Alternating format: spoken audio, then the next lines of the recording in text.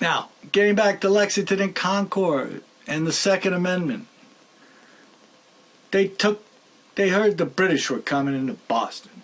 So they went down Beacon Street and headed on through the Watertown Arsenal and got all the guns, which was just black powder kegs basically, maybe muskets and stuff like that.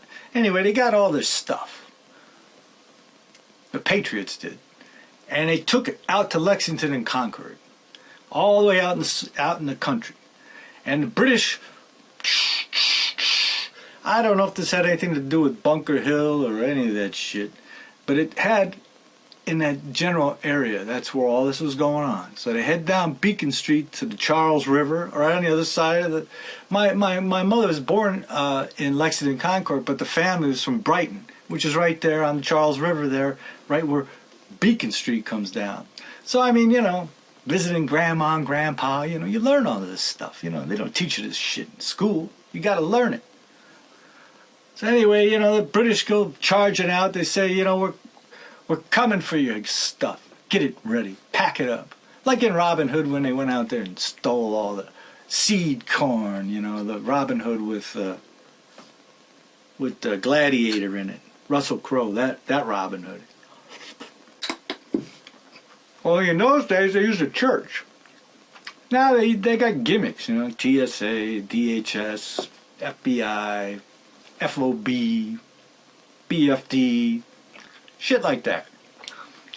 So they go out there to Lexington, Concord, and the Patriots are out there.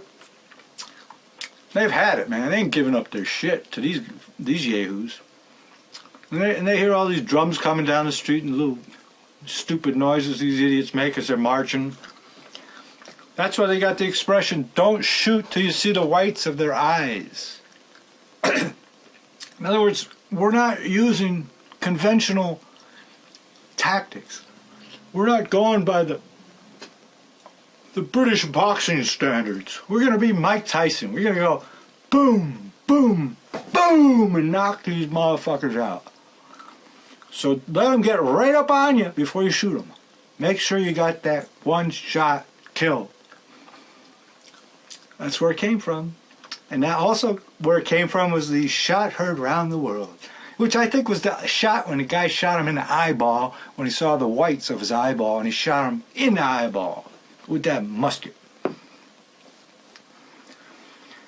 So the purpose of the Second Amendment was to make sure that all of our arms are not in the Watertown Arsenal, but scattered through the countryside in everybody's houses, whether it's Marvin the Boone or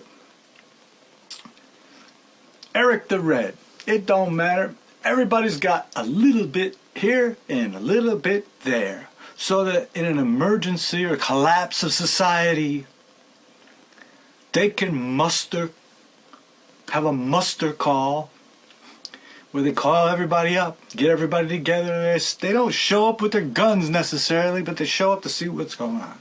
Because you got to play it cool. You got to be on the down low. You got to keep your shit stashed. It's got to be buried, stashed somewhere, in a storage locker, in a vacant house. I wouldn't put it in your mom's basement because they know where you live. So in the future, when we have a collapse of society, what we will have is an alternative to the already in place block captain / rat fink that they've already thought this well in advance and have all these people already in place. I call it the ready labor crew, and I accuse that of my village all the time when I'm bitching about the landscaper next door and all the crap they let him get away with. I say, you think this guy's going to show up with 200 people to fill sandbags when that river floods? They ain't going to do that. This is third generation migrants next door. They're spoiled. They want to sell fentanyl and stuff. I got a never-ending stream of debris out front that pulls up in front of this kid's house, and he comes out there, and all his friends got the the modem login, because they're always sitting out front on their cell phones. I mean, why would you have to sit? I mean, they don't even get out of the car. They pull up, they sit out there for half an hour on their device, and then they drive away. And unless they're logging in on this guy's modem. I mean, everybody's got a plan. Why would you even need to do that? But I see it. So I mean, I'm only going by clinical observations. I can only go by what I see with my own eyeballs. And what I see is, in the future, the man that can keep his head while the rest of these bugs are killing each other over bread, and can have a network that he's able to put in place with an armed response team, a fire team, 10-man team. He will be the police department. He will be able to combat any block captain that they have in place, because it takes a little time, because these guys from down south of the border, they don't like sharing much. And that especially with who's the boss. So, it's not like these two block captains are going to get together and share all their firearms and ammunition and food and water and all that stuff. That ain't going to happen. What they're going to do is they're going to send a bunch of these thugs over to the guy's house to try to steal it. And then fighting between each other will destroy them. So, we sit back and we wait. We deal in the shadows. We go out at night. We talk at the bonfire. We talk at the brewery. We talk at the makeshift pump repair station and all the places that crafty people will meet up. While sheep still continue to go to the Civic Center and the fire engine parking spot, also known as the fire department, which is usually attached to the police department. They'll still continue to go there. These migrants will flock to those guys for help. Like they're still there. Like they're inside the building listening to them like it's the Wailing Wall, and they're beating their head on the wall. Please, Mr. Policeman, help me.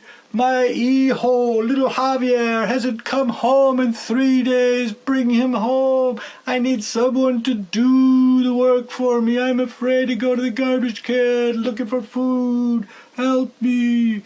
They'll still go there. While we, on the other hand, we will actually be mustering.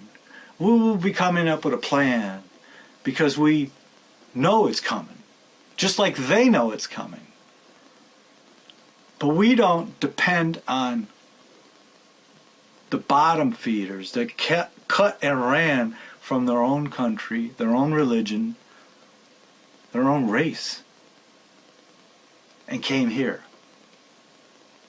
It's us put up against them is what it's going to be. They've never had to do that before. If they could fight for a better way of life, or even identify what that would be in their wildest imagination, what is a better life? Oh, I can buy a bottle of oil all day and not have to ask my husband for the money. It would be wonderful. That is freedom. I am ready for freedom. Give me my burqa. I am ready for freedom. Yes, oil of Olay. I'm tired of having to ask that bastard for $5 when I need cosmetics. I want to be free. Kill him, kill him. He makes me ask him for money. You think it ain't just that simple? What do these people come here for? The weather?